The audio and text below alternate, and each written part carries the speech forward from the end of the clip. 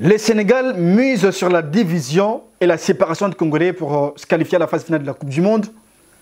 Chers fidèles téléspectateurs, chers internautes, bonjour et bienvenue dans notre analyse. Parce que c'est très important d'en parler. Moi, en tant que journaliste indépendant, je suis en train d'écurer une sonnette d'alarme. Parce que c'est très important de le dire. La dernière fois que la République démocratique du Congo, ex-Zaïre, a participé à la phase finale de la Coupe du Monde, remonte en 1974. Et nous sommes très heureux de voir cette belle prestation de l'équipe congolaise ces 3 dernières années. Justement, l'avènement de Sébastien Desabre a apporté une touche particulière. Et aujourd'hui, nous pouvons parler de la renaissance du football congolais. Le match que le Congo va jouer, ce match n'a pas de couleur politique. Ce match n'a pas justement une tendance. Cela veut dire que l'équipe congolaise n'a pas de couleur politique.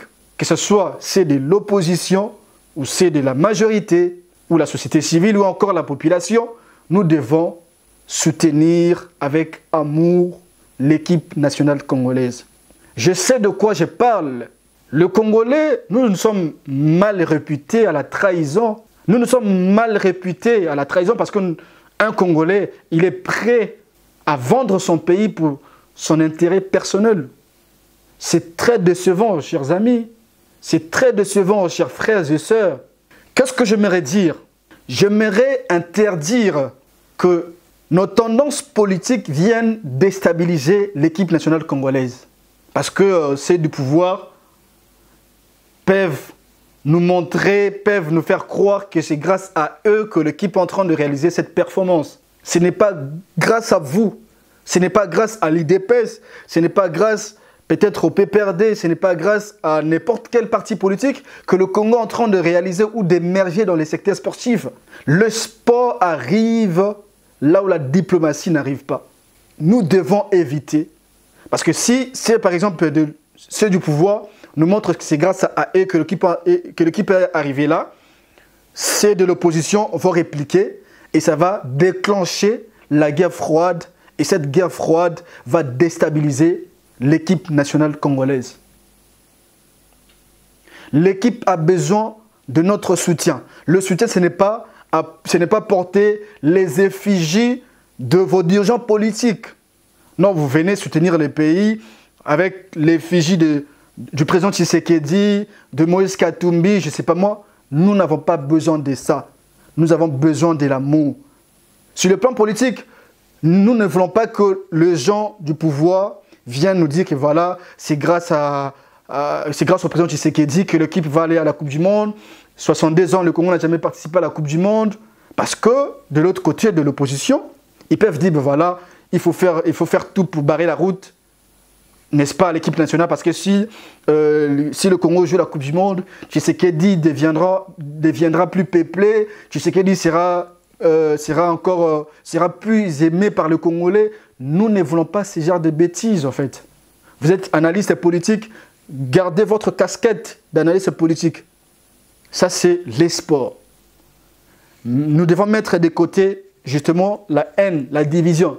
Je vous dis, s'il faut seulement tenir compte de l'effectif ou de la performance de l'équipe, la République démocratique du Congo a une équipe forte, capable d'affronter n'importe quelle nation dans le monde.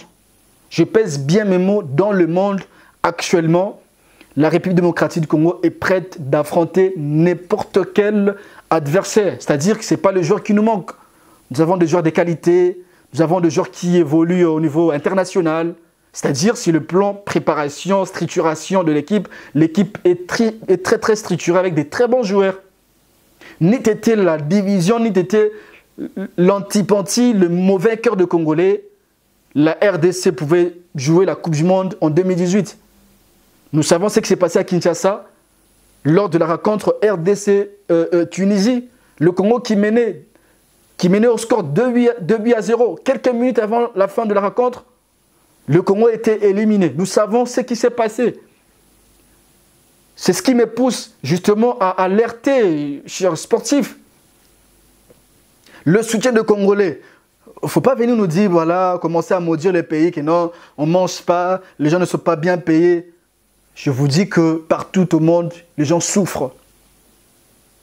Partout au monde, les gens souffrent. Même en Europe, même les pays européens, les gens souffrent. Oh non, on paie les gens de sommes colossales, une somme colossale. Déjà, je vous informe que la motivation qu'on donne à nos joueurs, je peux dire, c'est insuffisante par rapport aux nations émergentes, en fait. Cela ne veut pas dire que non, si nous avons nos problèmes internes, il faut clouer l'équipe nationale. Ni été la division, la haine de Congolais, l'Est de la République démocratique du Congo ne pouvait pas souffrir aujourd'hui. Alors, une autre chose que je dois ajouter, les charlatans qui viennent expliquer aux gens que le football, c'est le fétichisme, ils doivent être arrêtés et ils doivent être mis en prison. Le fétichisme dans le football n'existe pas. Le fétichisme dans le football, c'est la préparation. Prenez le temps de bien vous préparer, prenez le temps de motiver les joueurs. C'est là que nous allons voir que l'équipe va produire un bon résultat. Les charlatans, là, ceux qui viennent nous dire que voilà, je vais faire les matchs, ce sont des gens qui méritent d'être arrêtés, chicotés par l'État congolais et ils doivent être mis en prison. Arrêtez avec vos conneries, avec vos bêtises là, avant qu'on arrive à ces stades. Où est-ce que vous étiez? Alors arrêtez avec ces bêtises. J'alerte, n'est-ce pas, que vraiment nous voulons l'amour, l'unité pour que le pays puisse aller de l'avant. Je répète encore, nous n'avons pas besoin de couleurs politiques au stade, nous n'avons pas besoin de tendances, nous n'avons pas besoin de critiques inutiles pour déstabiliser le jeu, pour déstabiliser les pays. Nous avons besoin de l'unité pour que la République démocratique du Congo puisse aller de l'avant. Je ne veux pas que le Sénégal mise sur notre division, sur notre haine. Parce que ces matchs, justement, se jouent sur tout le plan. Sur tout le plan, ces matchs vont se jouer.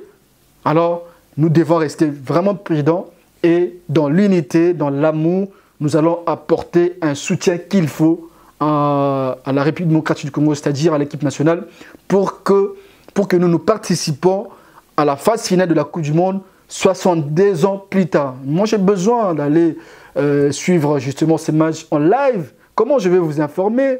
Comment j'aurai le courage de voyager, aller aux États-Unis, au Mexique et au Canada pour aller sur cette Coupe du Monde? Mais j'aurai la motivation si je vois également mon pays se qualifier. Alors, nous devons soutenir la nation. Je pense que même ceux qui sont au pays, même la diaspora congolaise, partout là où le Congolais se retrouve, nous apportons notre soutien indéfectible justement à la sélection nationale congolaise. Merci de suivre Michel Ngong officiel. Abonnez-vous, partagez. Ça va vraiment nous donner la force. On se retrouve prochainement pour un nouveau numéro. Mais en attendant, on reste concentré pour le match qui est prévu le mardi entre la RDC et le Sénégal. À très bientôt.